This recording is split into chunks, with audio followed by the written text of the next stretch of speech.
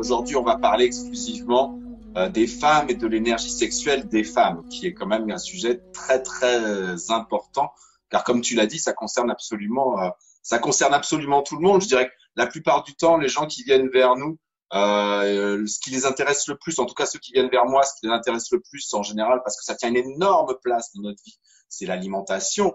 Et ce dont ils parlent moins, mais qui tient une place au moins, je dirais aussi importante et équivalente, c'est la sexualité. C'est quand même quelque chose qui concerne tout le monde et qui tient une Ouais. place extrêmement importante dans la vie, dans le moral, dans le niveau d'énergie vitale de chacun. C'est sûr qu'une sexualité épanouie, eh bien, ça donne un niveau d'énergie vitale énorme parce que ça libère une quantité énorme d'énergie vitale dans le corps, dans le corps des deux personnes. Ça fait remonter et forcément, ça protège le corps, ça remonte le niveau d'immunité. Et à la limite, même s'il y a des énergies perverses, comme on dit en médecine chinoise, qui ont pénétré à l'intérieur, le fait de mettre en mouvement l'énergie sexuelle, ça chasse. Ben voilà, ça évite ce qui est stagnation et c'est le plus important. Parce que là où il y a stagnation, il y a début de blocage énergétique et l'apparition de toute forme de déséquilibre, et en particulier chez les femmes. Qu'est-ce qui va bloquer cette énergie sexuelle? Je pense que c'est important effectivement d'identifier les causes de blocage d'énergie sexuelle. Qu'est-ce qui fait que ça ne fonctionne pas harmonieusement? Parce que ça aussi, ça concerne absolument tout le monde, tous les couples, qu'ils soient hétérosexuels ou homosexuels, ça concerne tout le monde. Tout le monde se retrouve confronté à un moment ou à un autre à un blocage de son énergie sexuelle. Ça marche pas comme il voudrait, ou il y a des blocages, des problèmes qui empêchent l'énergie sexuelle de circuler harmonieusement et que ça fonctionne comme on voudrait. Donc, dans les causes les plus importantes, je dirais que la première cause, c'est tous les traumatismes sexuels qu'il y a pu y avoir. Et ça aussi, malheureusement, ça concerne énormément de personnes, hommes ou femmes. Bon, on va que parler des femmes aujourd'hui, on reparlera de ça avec les hommes une prochaine fois. Mais ça concerne vraiment énormément de monde, les traumatismes sexuels. Donc ça, c'est vraiment une grosse cause de blocage énergétique. Une autre cause de blocage énergétique, eh ben, c'est toutes les accumulations d'émotions, quelles qu'elles soient, contenues. C'est-à-dire que il y a quelque chose qui passe pas, on est contrarié, on a été blessé, on a été mal, on a été anxieux par rapport à quelque chose et on ne l'a pas exprimé. Eh bien, tout ce qui va être émotion contenue, ça va bloquer l'énergie. On dit que ça bloque l'énergie du foie en médecine chinoise, ça bloque la mise en mouvement de l'énergie. Donc, ça bloque là aussi la mise en mouvement de l'énergie sexuelle.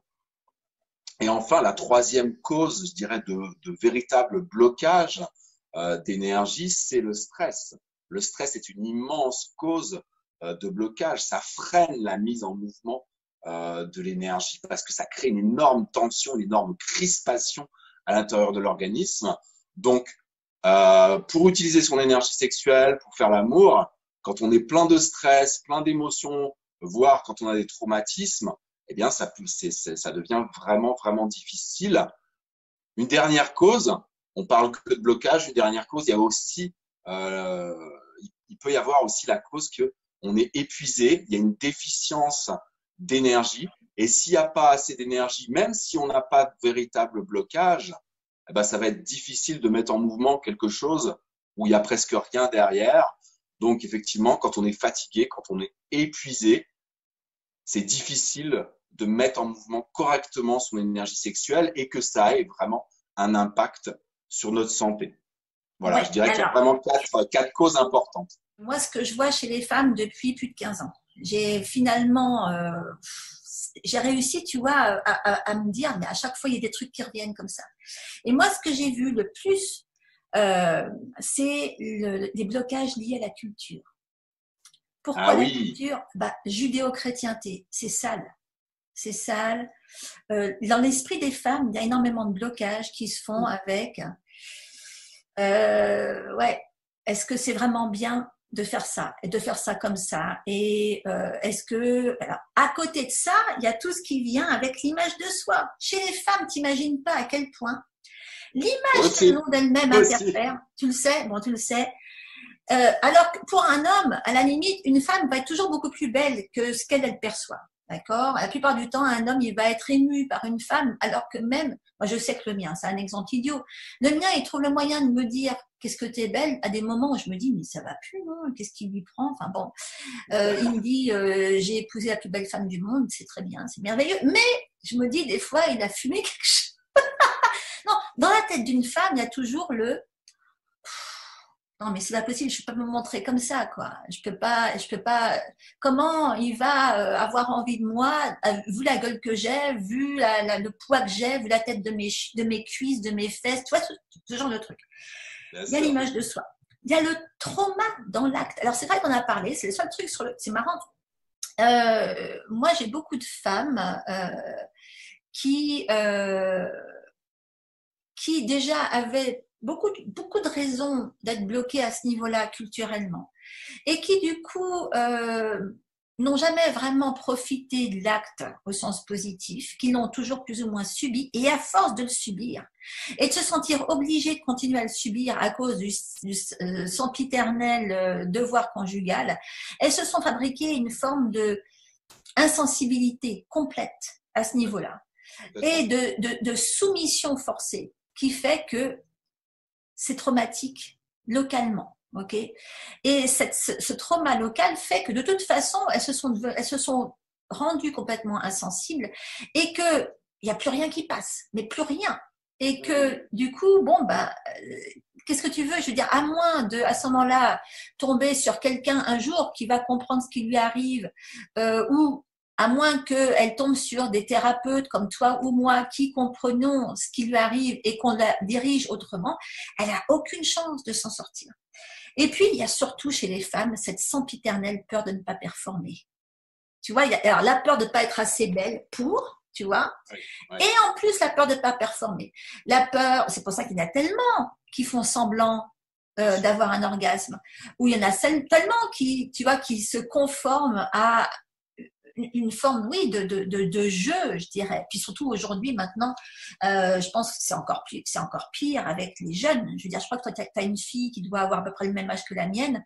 Je ne sais pas comment ça se passe dans sa vie à elle, mais euh, la mienne, elle est sans arrêt. Mais maman, tu te rends pas compte, c'est plus pareil du tout comme à ton époque. Aujourd'hui, il faut que tu fasses ça comme ça, comme ça, comme ça. Et moi, je me dis, mais et puis mon fils, il me raconte des trucs. Il me dit, si tu savais comment sont les filles aujourd'hui, mais c'est traumatisant. Euh, je me dis, mais alors, et en fait, oui, il y a ça. Alors ça, c'est un énorme bloc chez les filles. Tu vois, oh my God, je vais pas faire ça comme il s'attend que je le fasse. Et alors, elle s'impose des trucs horribles pour être conforme.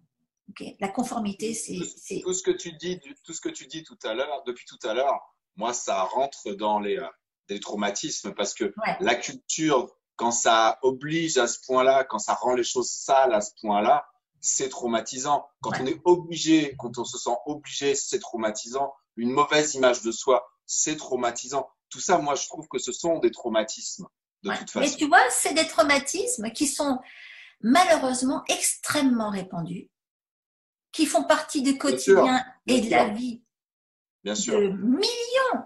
Alors moi, j'ai pas vu des millions de femmes, hein, mais c'est la majorité des femmes dont je m'occupe. Tu peux être sûr quasiment à chaque fois. Et puis, il y a en plus celles qui savent que, par exemple, leur mari va à droite à gauche et elles sont quand même, bon, là aussi, c'est traumatisme. Tu vois, il y en a, voilà. Il n'y a pas que l'abus sexuel qui est traumatisant. Il y a tout ce que tu viens de dire. Effectivement, c'était bien que tu détailles. C'est vraiment très, très bien. Parce que pour moi, tout ça, c'est une grande palette de différentes sortes de traumatismes qui, effectivement, bloquent et empêchent l'énergie sexuelle de circuler librement. Et donc, d'avoir du plaisir, d'avoir une montée d'énergie et d'avoir vraiment un impact positif sur la santé, sur le moral, même sur l'esprit. Ouais, exactement. Mais donc voilà, et ça malheureusement c'est le quotidien d'énormément de mes propres clientes, tu vois, et bah, des miennes aussi. Les tiennes aussi, voilà.